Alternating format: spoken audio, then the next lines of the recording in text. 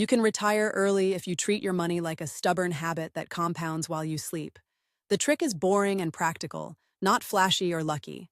Today, I'm going to walk you through a plan you can start right now. It blends three simple ideas into a practical blueprint you can actually follow.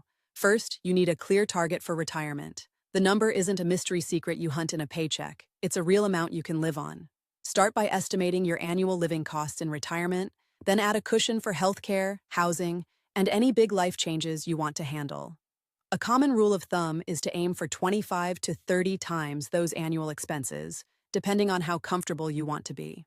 The idea is to give yourself a money target that you can track, not a dream that you hope happens someday. Think in three money buckets. The first bucket is cash for the next 6 to 12 months of living costs. This is your safety net, not an investment. The second bucket holds funds you won't touch for 5 to 10 years and is designed to ride out market dips. The third bucket is your long-term growth pool, meant to stay invested for decades.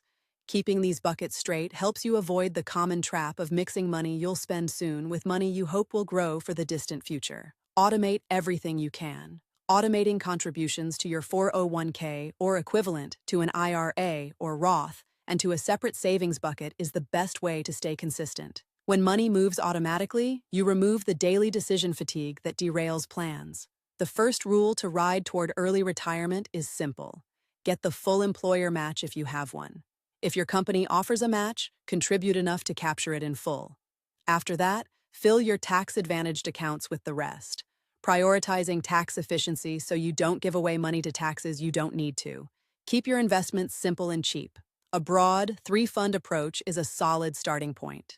One fund for the U.S. stock market, one for international stocks, and a small allocation to bonds.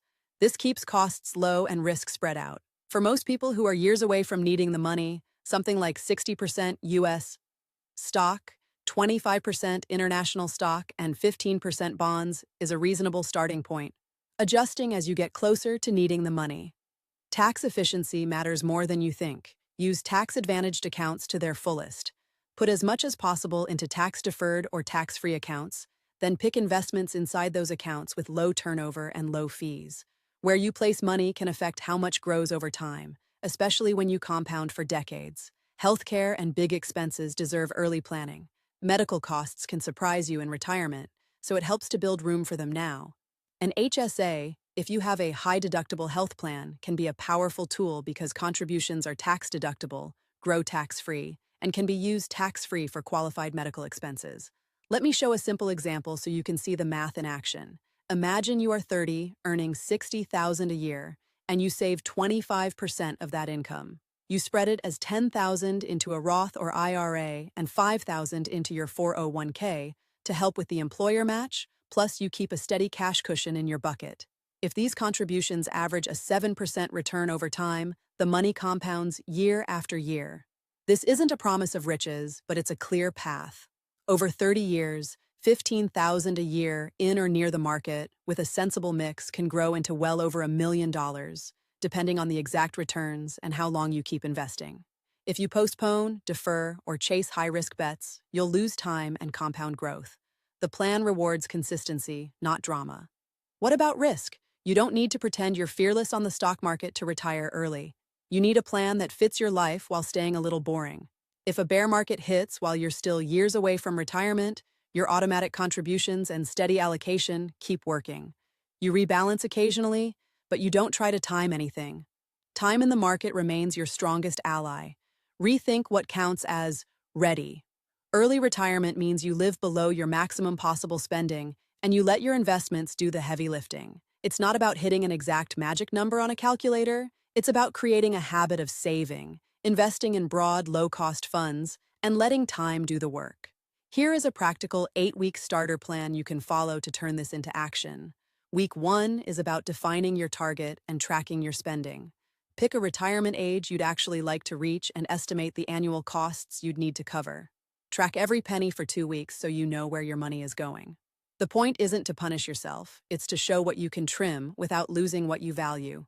Week 2 is about setting up your accounts and buckets. If you don't already have a 401k, open one and enroll. Open an IRA or Roth so you can diversify tax strategies. Also set up a separate savings bucket for the short term and another for the long game, using automatic transfers on payday. Week 3 is Automate Now. Set up automatic contributions to your 401k at work to maximize any match. Schedule automatic transfers to your IRA or Roth and to your savings bucket so you never have to think about it. Week 4 is Pick Funds. Start with a simple 3-fund mix: a broad U.S. stock fund, a broad international stock fund, and a small allocation to bonds. Keep costs as low as possible by choosing fund families with low expense ratios. Revisit your allocation every year, but don't overthink it in the beginning. Week 5 is Set up ongoing maintenance. Create reminders to rebalance once or twice a year. Rebalancing helps you stay in line with your plan instead of chasing the latest market moves. It's a small habit with big effects over time. Week 6 is Map Your Taxes. Decide what belongs in tax-advantaged accounts and what can live in taxable accounts. If you're eligible for a Roth now, consider it. If your tax rate is higher today than you expect in retirement, a Roth can be especially valuable. If you're unsure, you can start with the traditional approach and convert later when it makes sense. Week 7 is Grow the Plan with Extra. If you get a raise or a bonus, push more of it into your retirement accounts. Even a small increase compounds into a sizable difference over time. The goal is to keep your savings rate up as your earnings rise. Week 8 is Commit and Review. Write down your exact allocations, accounts, and automatic transfers. Sit down with yourself, a friend, or a financial friend to review your plan and commit to a year of following it. No excuses. In the real world, there are a few friction points to expect. Job changes, life events, and rising living costs can tempt you to tilt away from your plan. The antidote is to keep your buckets intact and automate more of your decisions. If you can automate your savings and your investments, you'll win back control over your finances. Keep one rule in mind: never chase quick wins. The path to early retirement grows from steady, boring actions that you repeat year after year. Small improvements, repeated for decades, beat sweeping but temporary efforts every time. You don't need to be a genius investor to start. You just need a plan you can follow when the excitement fades and the fear rises. The strongest move is to start and to keep starting again after any setback. The math will do the heavy lifting if you let it. If you're listening and thinking, "This sounds achievable but also a little abstract," you're not alone. The plan is built on practical steps you can implement this week and every week after. It's about turning a portion of your income into real, growing wealth by staying consistent and keeping costs low. If you enjoyed this, give it a like and consider subscribing for more practical, no-drama guidance on growing wealth and retiring earlier. I'd love to hear what you plan to try first. Drop a comment with your target retirement age, your current savings rate, or a question you want me to answer in a future video.